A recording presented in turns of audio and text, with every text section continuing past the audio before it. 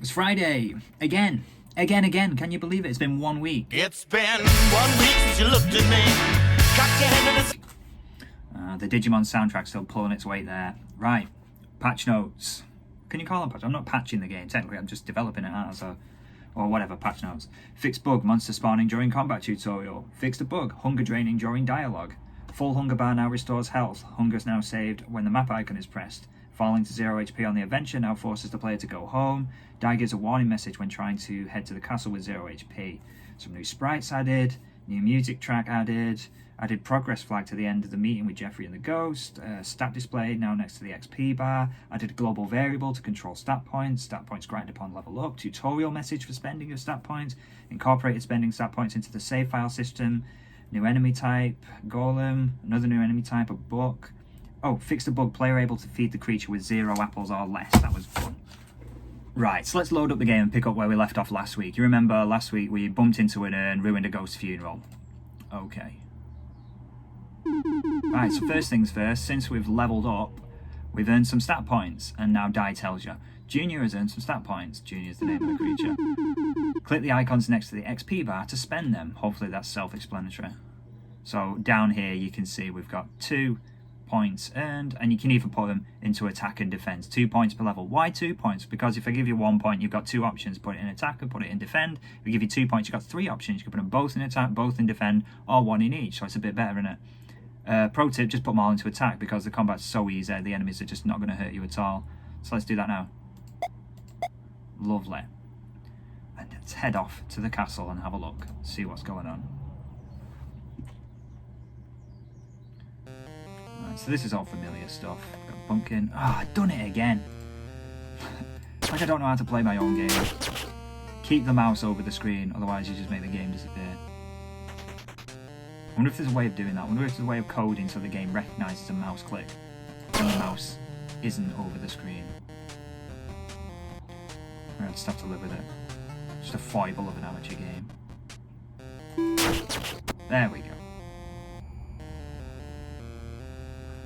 Okay, I've earned some more points. Let's have him. First new enemy type, the golem who guards the entrance to the castle. This golem only appears after you've faced the butler. The talk with the ghost. After I said about defense, I should put some points into defense. Chucking rocks. Get it. I think I will put some points into defense. So if I lose on my HP now, I have to go home. One of the new features I've patched into the game. Second new enemy type. A book, which I just ripped off from Castlevania, but who cares? Eat it, book. Books are for nerds. Right. And here we are. This is the new thing. So I remember last week when I said I want to take the game in like a new direction. This is what I'm thinking of. It's as far as I've got so far, but the next room in the castle is the kitchen. And look, here's the rabbit's dad, so we're finally catching up with that storyline. But I've decided that the rabbit's parents run a catering company who are doing the catering for the ghost's funeral.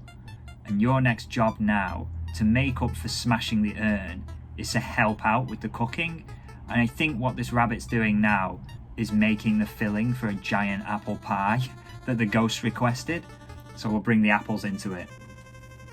I'm not sure how this is going to work, but I feel like I want to develop some sort of cooking mini game and incorporate the rabbit that you meet at the beginning of the game to start to gather apples for you. Like he'll say something ridiculous like, I need 10,000 apples or something like that.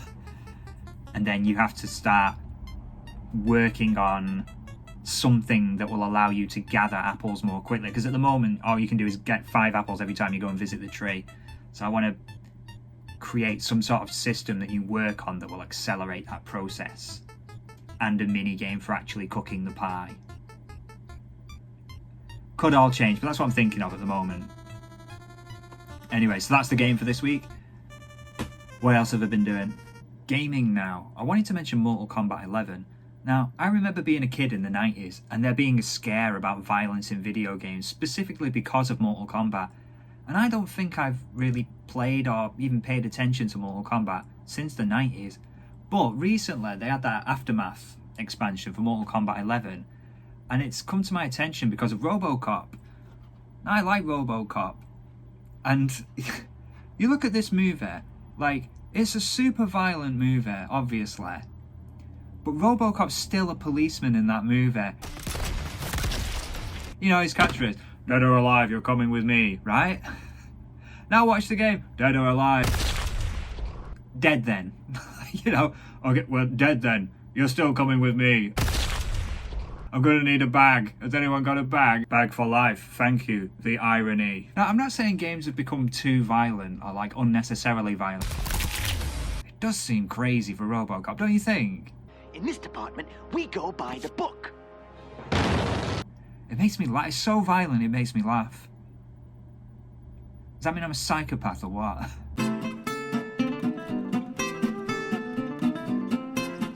I don't know. It's not a gleeful laughter. It's that laughter. It's that like sort of involuntary laughter where you're laughing at something you know you shouldn't be laughing at. You know what I mean? You know, if you're like out with a group of friends or something, and then someone says something that's completely outrageous, and it just breaks your mind, and you have to laugh because there's no other reaction you can do. It's that. Anyway, I just thought that was funny, and comparing it to like the 90s and what people were getting outraged about back then. Whatever. Oh, more video game news. Nintendo announced a new Paper Mario game. That's exciting, isn't it? Isn't it? I don't know. Like, those first two Paper Mario games, the Paper Mario on the N64 and then Thousand Year Door on the GameCube, are absolute classics, and I love them. But then after that, they had Super Paper Mario on the Wii, which was like fair. It was good enough, but the series was going on like a downward dip. And then after that, it was Sticker Star on the 3DS. And Sticker Star was the point where they're like, okay, no companions, and you don't get experience points for fights. You don't level up or anything. So getting into random battles and stuff is just a way to waste your own resources and time.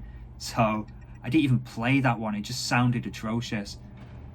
And I've dropped off the series after that to such a point I even realised there's been two more games since then. There was Paper Jam on the 3DS, which was a crossover with the Mario and Luigi series.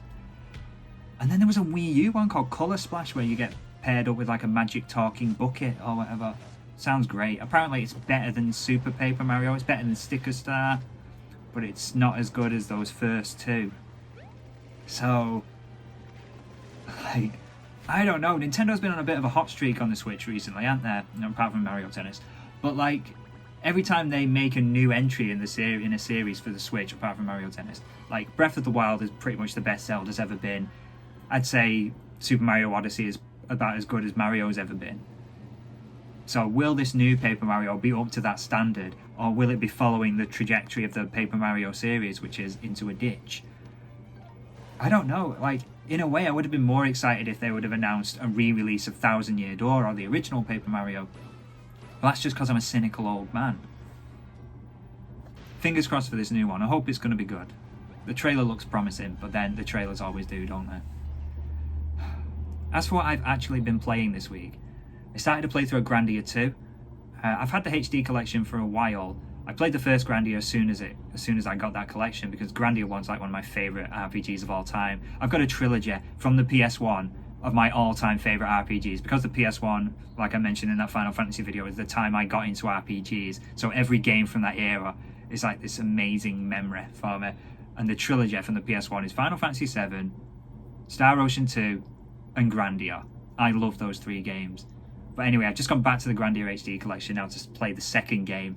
And it's amazed me like how much the second game looks like the first game, like how much it feels like a Grandia game. And that might sound obvious, but in my memory of it, playing it on the Dreamcast and then later on the PS2, it was very different from the first game, but it's really not. Even the way like the camera moves over a village when you enter it, the fact that you've got the shop on the left, the inn on the right, as soon as you walk in there, the way that when you walk up to any kind of door, it swings open automatically, as if they've all got like supermarket doors.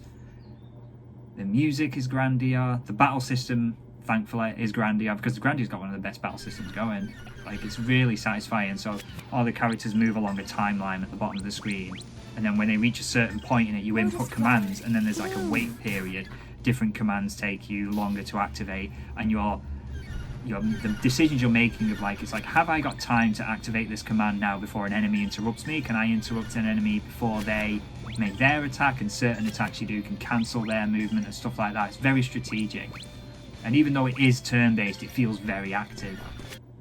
Oh, I love that Grandia combat system. I'll probably have that finished for next week.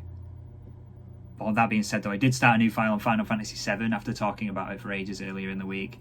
It feels like, after I recently played the remake, playing the original now, it feels like playing the game on fast forward. About the 4-hour mark, I was out of Midgar, I was heading off to Calm to do all that flashback stuff. Right now I'm just trying to catch a Chocobo so I can get past the Midgar Zolom.